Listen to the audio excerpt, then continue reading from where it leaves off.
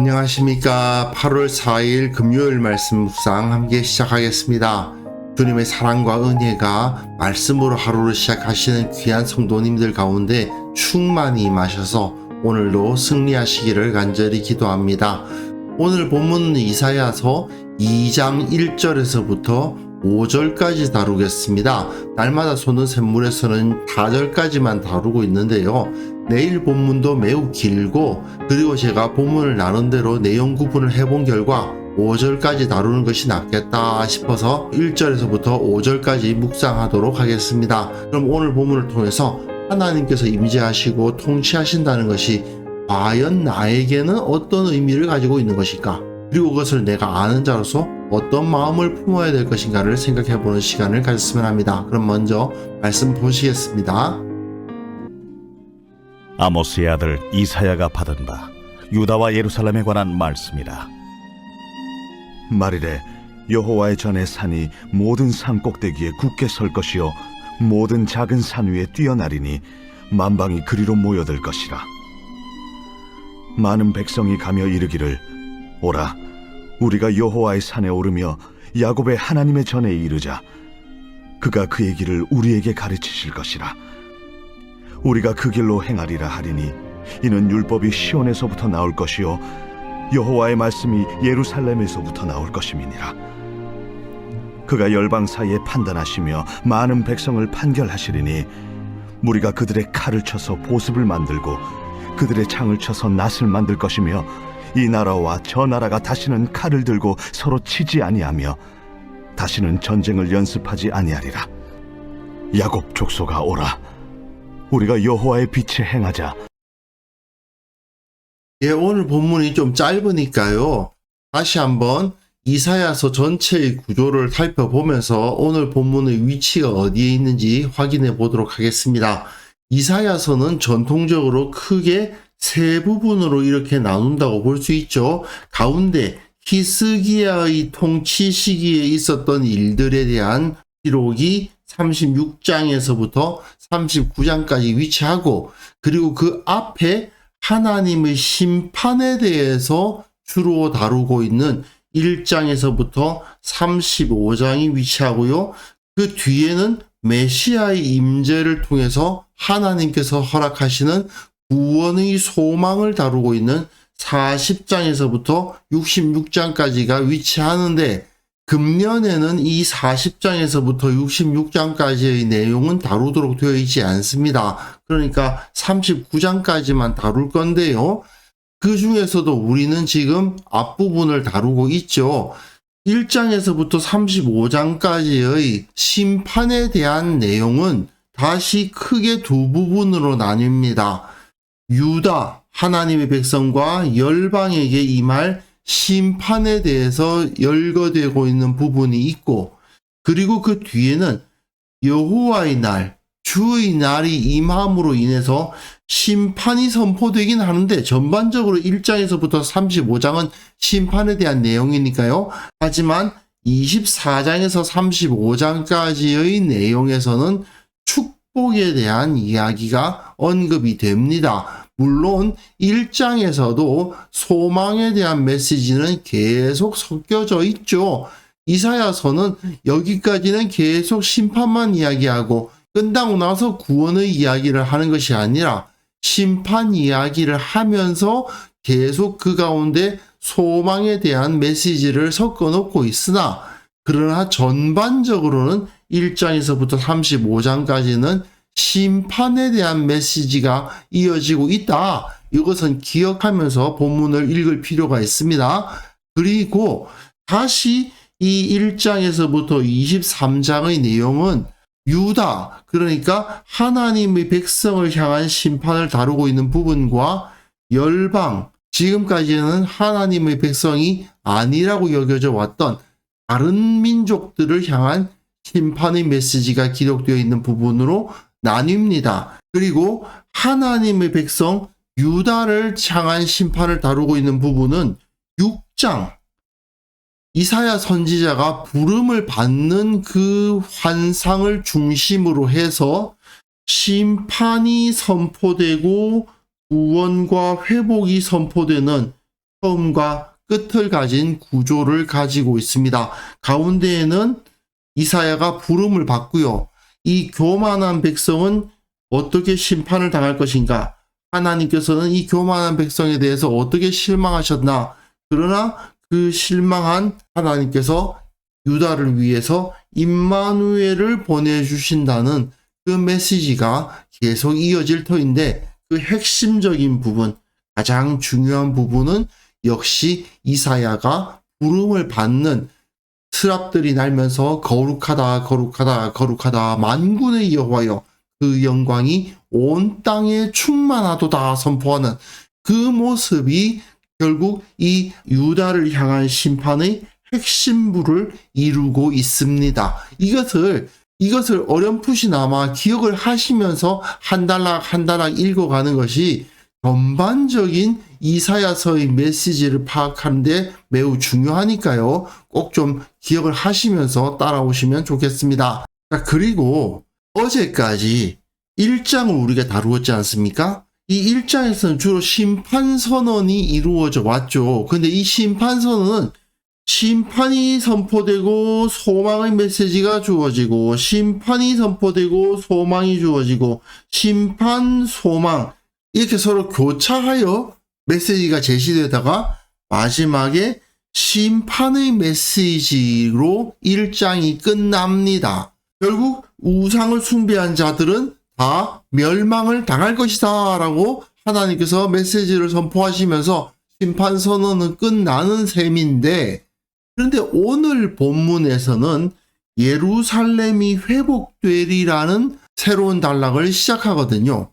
그러니까 심판의 메시지로 1장이 끝나는 듯 하지만, 그러나 그 다음에 2장에서 소망의 메시지가 주어지니까 그 앞에의 심판 선언에 연결되는 소망의 메시지로 받아들일 수도 있도록 되어 있죠. 근데 이제 이 2장에서부터 4장까지는 1장에서는 심판 소망 이렇게 가지 않았어요? 그런데 2장에서는 이렇게 하나님의 통치 그리고 평화 이런 메시지가 선포되고, 그리고 또 하나님의 임재에 의한 평화의 시대가 임할 것이다라는 메시지가 마지막에 위치한 상태에서 가운데에 심판 메시지가 쭉 이어져요.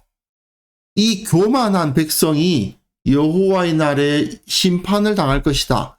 예루살렘의 지도자들이 심판을 당할 것이고, 또 그 가운데 여인들, 귀족 여인들이죠. 이 귀족 여인들이 심판을 당하게 될 것이다 라는 메시지를 우리가 살펴볼 수가 있습니다. 그런데 그 앞 뒤에는 하나님의 통치와 여호와의 임재가 있을 것이고 평화의 시대가 임할 것이다 라는 메시지로 시작하고 끝나요.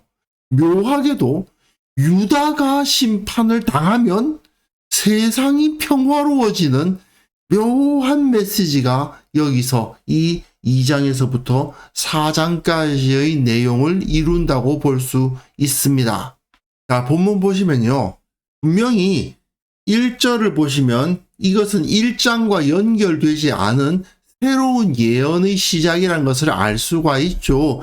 이사야가 받은 유다와 예루살렘에 대한 말씀이다 라고 표제가 제시되니까 1장은 분명히 심판으로 끝난 것이 맞습니다. 하지만 그럼에도 불구하고 이 2장에서부터 4장이 여호와의 심판에 대한 메시지를 담고 있는 내용임에도 불구하고 처음과 끝에 소망의 메시지가 주어짐으로써 이 부분이 1장 끝의 심판에 연결되는 소망의 메시지로 읽혀질 수도 있도록 상당히 정교하게 이 메시지들이 배열되어 있구나 하는 것을 알 수가 있습니다. 소망의 메시지는 어떤 것이냐 하면 말일의 마지막 날이죠. 여호와의 전의 산이 예루살렘의 시온산을 말하는 거 아니겠습니까?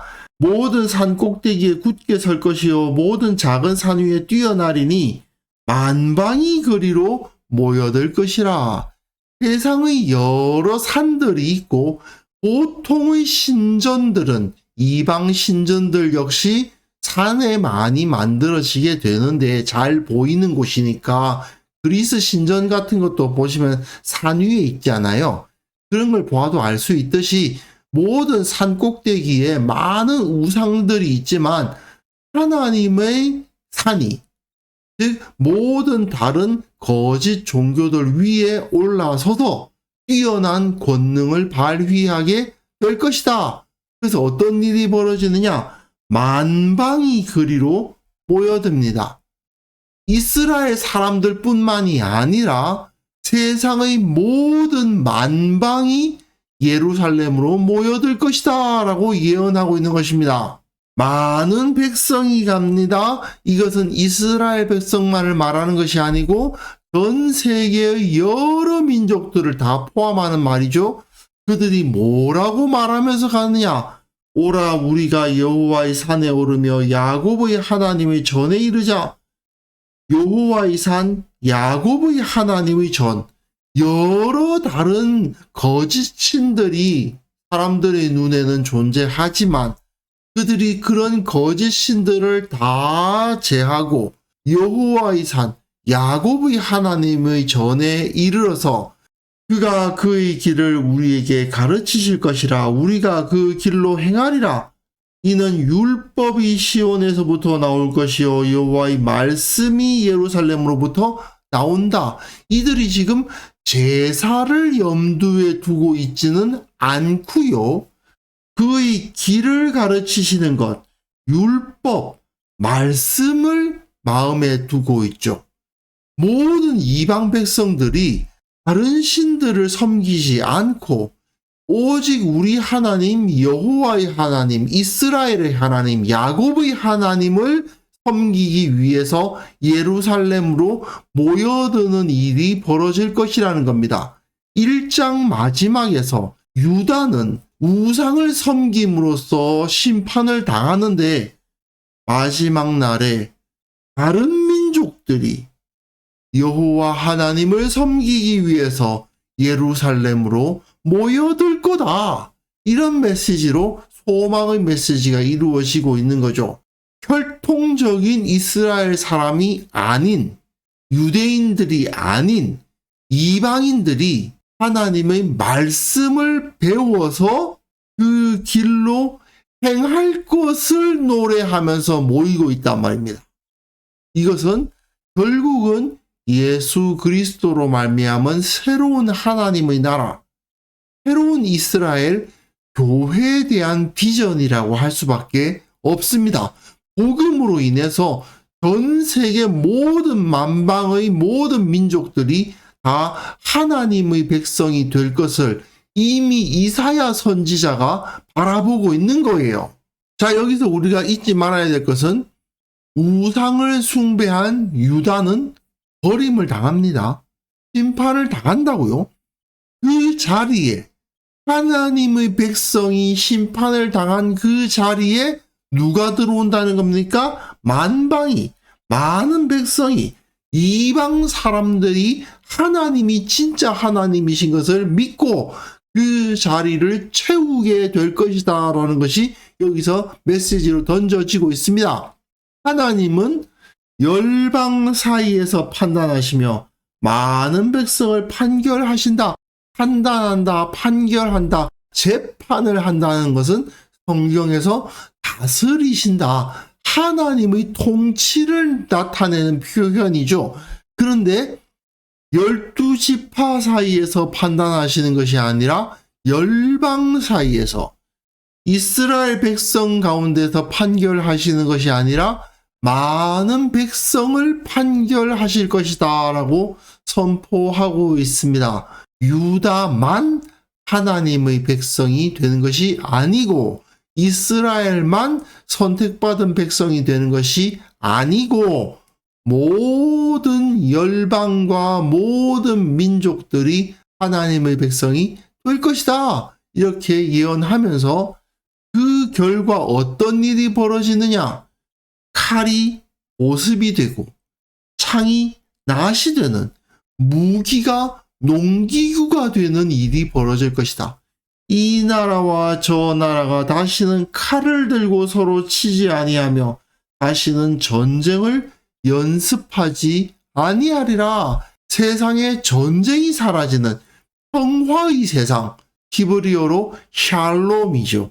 샬롬의 세상이 그 땅에 나타나게 될 것이다 라고 선포하고 있습니다. 지금 유다는 아수르의 침공 때문에 큰 피해를 보고 있죠. 그런데 이런 상황에서 유다 사람들의 기대는 이런 것일 것입니다. 하나님께서 저 아수르를 대적하시고 그들을 치시고 유다를 지켜주실 것이다. 이렇게 기대했을 겁니다. 그런데 하나님의 조치는 그게 아니에요. 아수르까지 모두 하나님의 백성으로 삼으실 겁니다. 그들도 하나님의 율법을 배우고 그 말씀을 근거해서 행동하게 될 겁니다. 그렇게 서로 간에 침공하고 서로 간에 싸우는 모습이 다 사라지고 모두 하나님의 백성이 되고 전쟁은 사라진다는 겁니다. 이런 상황이 벌어지면 야곱 족속, 즉 이스라엘 사람들은 뭘 해야 됩니까? 오라 우리가 여호와의 빛에 행하자. 우상 숭배를 하던 이스라엘 백성들아, 너희가 하나님의 빛에 행하지 않으면 너희 자리를 이방인들에게 빼앗기게 될 것이다. 그러니 너희들은 빨리 와라. 여호와의 빛에 행하지 않으면, 하나님의 백성답게 살지 않으면 결국은 저 아수르가 하나님의 백성이 될 것이고 저 바벨론이 하나님의 백성이 될 것인데 너희는 버림을 당하게 될 것이다 라고 강력하게 경고하고 있는 셈입니다. 그러니 여호와의 빛, 하나님의 그 진리 안에서 행하지 않으면 하나님의 백성이라는 그 지위는 결코 유지될 수 없다는 선포가 주어지는 거죠. 이 메시지는 사실 신약적인 메시지라고 느껴지죠. 복음서 시작하면 세례 요한이 선포하는 게 그런 거 아닙니까? 너희가 아브라함의 자손이라고 자만하지 마라. 하나님께서는 돌로도 아브라함의 자손 만드실 수 있다. 유대인이라고 해서 하나님의 백성이 되는 게 아니라 하나님을 믿고 하나님의 뜻을 행하는 자라야 하나님의 백성이라고 강조하고 있지 않습니까? 그런데 이 사상은 결코 신약에 처음 나온 게 아닌 거죠. 이미 이사야 선지자가 그 사실을 여기에 제시하고 있는 것을 볼 수 있습니다. 세례 요한과 예수님에 의해서 새롭게 나타난 사상이 아니에요. 이미 수백 년 전에 선지자에 의해서 주어진 예언인 것입니다. 여기서 우리는 한 가지를 분명하게 기억해야만 되죠. 하나님의 통치하심이 나타나고 하나님의 나라가 완성되면 그 땅에는 평화가 임할 것입니다. 그러나 그 하나님의 나라에 내가 포함되어 있을 것이다 라고 쉽게 생각할 수 있을까? 나는 태어나면서부터 기독교 집안에서 태어났으니까 나는 하나님의 나라에 속해 있다라고 아무런 의심 없이 그냥 그 자리에 머물러 있을 수 있는가? 이건 우리가 깊이 생각해 보아야만 됩니다. 하나님은 유대인들도 버리시고 그 자리에 우리와 같은 이방인들을 두셨습니다. 우리도 마찬가지인 거예요. 하나님 앞에서 온전한 믿음을 가지지 않고 주님 앞에서 바르게 살려고 노력하지 않는다면 우리도 이 유대인들처럼 버려지지 말라는 법이 없는 겁니다. 그렇기 때문에 이렇게 오라 우리가 여호와의 빛에 행해야 된다. 그렇지 않으면 우리는 버려질 수도 있다. 주님의 통치가 너에게 소망이 아닐 수 있어. 하나님의 나라가 이루어지는 것이 너에게 기쁜 소식이 아닐 수도 있다. 이것을 이사야 선지자는 강력하게 경고하고 있는 것이고 이것은 성경 전체가 우리에게 끊임없이 주는 메시지인 것입니다. 그렇기 때문에 이 시간 함께 기도하실 때는요. 내가 언젠가 주님 앞에 섰을 때 부끄러울 것이 없는 거룩한 제자로서 매일매일의 삶을 살아가게 하옵소서. 하나님의 나라에서 주님을 온전히 섬길 수 있는 그 주님의 통치와 주님의 평화 안에서 기쁨을 누릴 수 있는 자가 되게 하옵소서. 이 온 땅 가운데 흩어져서 복음을 전파하는 선교사들을 위해서 또한 함께 기도하는 시간 가졌으면 합니다.